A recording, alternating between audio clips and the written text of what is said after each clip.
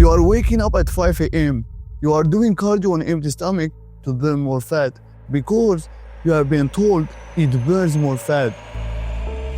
But what if that is not the advantage you think it is?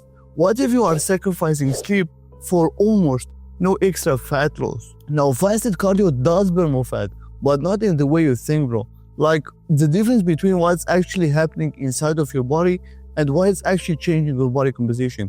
That gap is where people get completely misled, man. And that is exactly what I'm covering right now.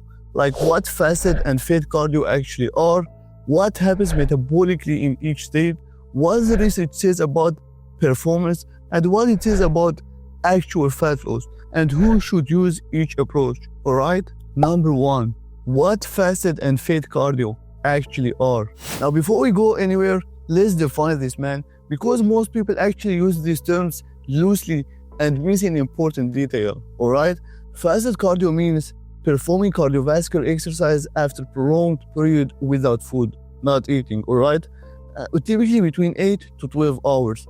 And this usually means doing cardio first thing in the morning before breakfast. And in this state, your insulin levels are actually low, your glycogen stores are kind of partially depleted, and your body is primed to rely more heavily on stored fat as fuel, alright? Fed cardio, on the other hand, means performing cardio after consuming food, alright? Usually a meal or snack 1 to 2 hours before training. And in this state, your insulin is actually elevated, glycogen is replenished, and your body has immediate fuel available from carbs. And here's where it gets really interesting. The choice between these two states fundamentally changes what your body actually uses as fuel during that particular workout itself, alright? But, and this is the key tension we are going to unpack today, but what your body burns during a single workout is not the same thing what your body loses over time. And that distinction is where the entire debate lives, man. And now, let me just explain the mechanism as simply as humanly possible, alright? So when you have not eaten in 8 to 12 hours, your blood sugar and insulin levels are primarily at their baseline, and your body has already used much of its glycogen stores the previous day, okay? So when you start training first thing in the morning, your body reaches stored fat more easily, alright? That is a process called lipolysis. I don't want to get into the scientific terms, but anyway.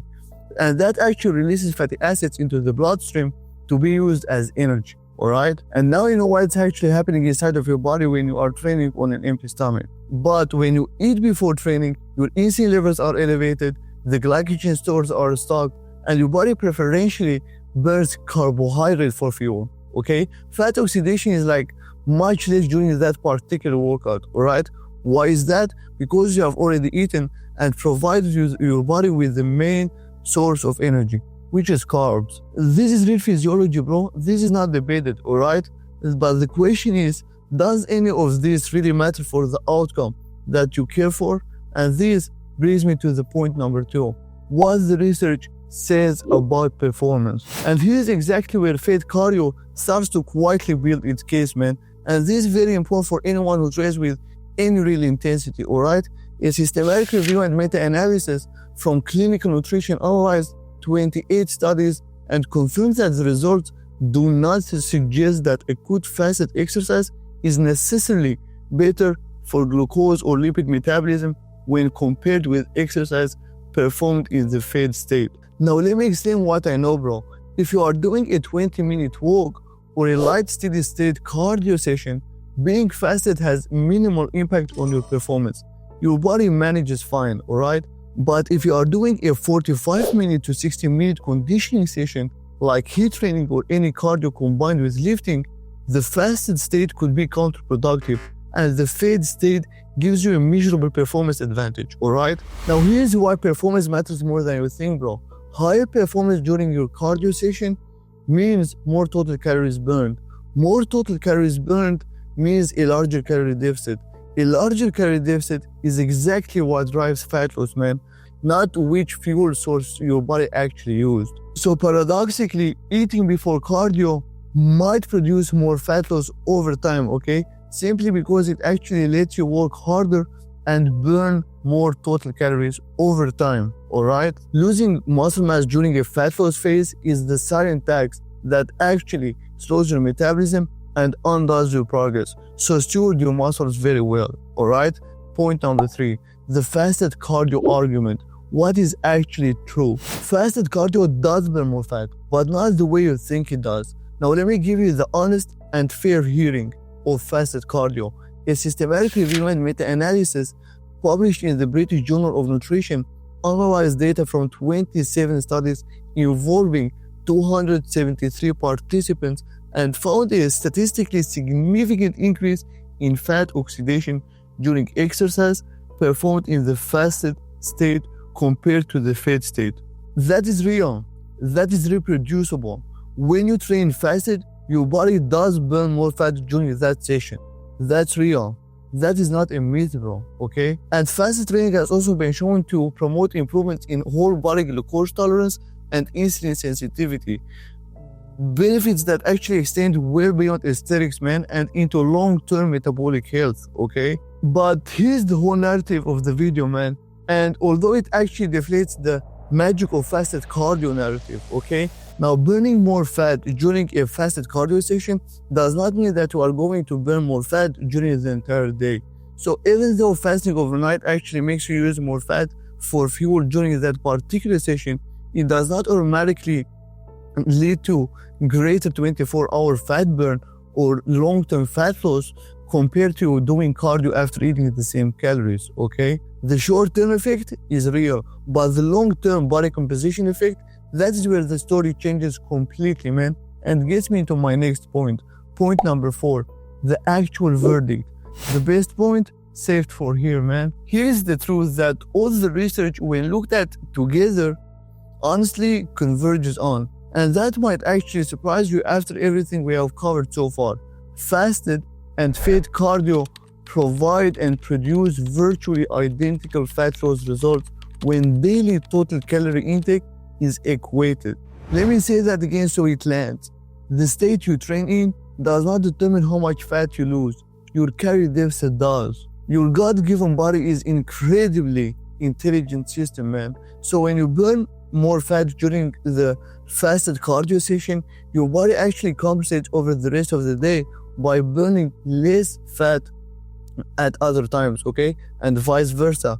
When you actually oxidate carbohydrates at a fed state cardio session, your body actually has more fat to oxidate later on, okay? So the 24-hour total window tends to balance out, man. Your body is not fooled by what fuel source you use in a single workout.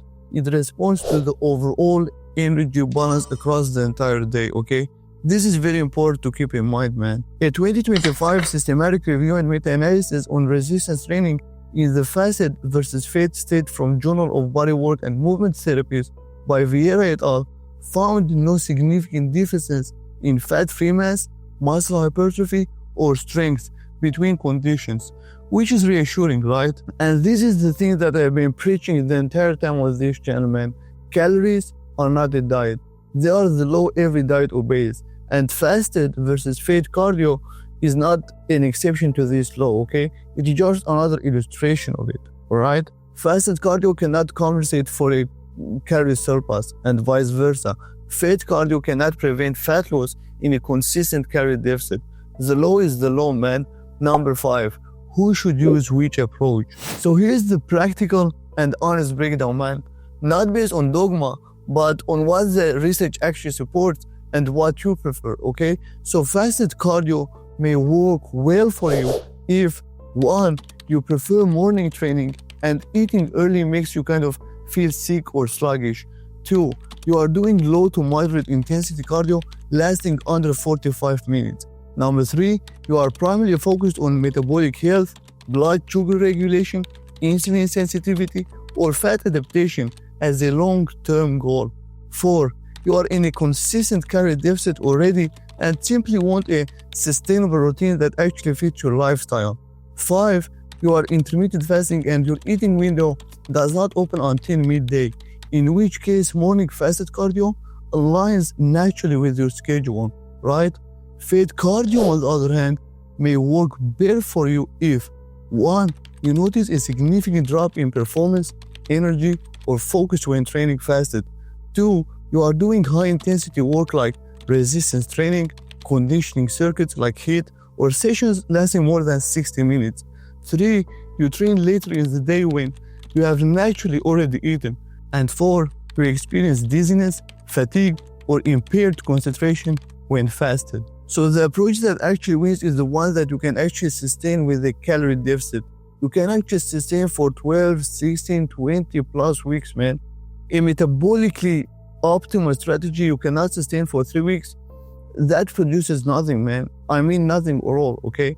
Now, if you feel better fasted, then do fasted cardio. If you perform better fed, then do fed cardio. Let the calorie deficit actually do the actual work of fat loss, not the timing of cardio, okay? Number 6, the identity principle. What this debate really reveals. And here's something I want you to sit with, bro, okay? Most people that are actually asking which burns more fat are actually looking for the edge, for the hack. Let's be honest, bro, okay? And don't get me wrong, I understand that impulse, because I lived in it for years, man. But the research actually tells us something very humbling, bro. So the real question that actually matters is not whether fed or fasted. It is actually asking, are you in a consistent calorie deficit or not? Are you training with the sufficient intensity or not? Are you recovering properly or not? Are you actually training faithfully over months, not just days? That is the real question, bro. So the discomfort of showing up when you don't feel like it, fasted or fed, morning or evening, is actually building something far more important than fat oxidation rates, man. It's actually building the character that can sustain transformation, okay? So be grateful for the God-given ability to train overall, man, and steward that ability and that gift with faithfulness, not only strategy, alright? Now last but not least, let me bring all of this together with complete clarity and give you the 5 things to take away. First, fasted cardio burns more fat during the session, but this does not translate into greater fat loss over time or during the rest of the day. Second, your calorie deficit determines your fat loss results, not your pre-workout feeding status, okay? Third, for high-intensity conditioning, fat training provides better performance and therefore better adaptation. For low to moderate intensity cardio, the difference is almost negligible. Fourth, the best approach is the one you can sustain consistently with a calorie deficit. Fifth, no timing strategy compensates for or replaces a calorie deficit. The low remains the low, man. Now here's your action step, bro. Identify which approach you can consistently maintain over the next 12, 16, 20 weeks or even month or even over the next decade, man, okay? Not which one that actually sounds optimal on paper, but the one that you can faithfully maintain, alright? Once you find it, commit to it, track your calories, and let the process work over time, man. And that's it. And if this video gave you clarity on a topic that caused you confusion for a long time, I would genuinely be grateful if you like the video and subscribe to the channel, man. And yeah, this is what we are doing right here, man.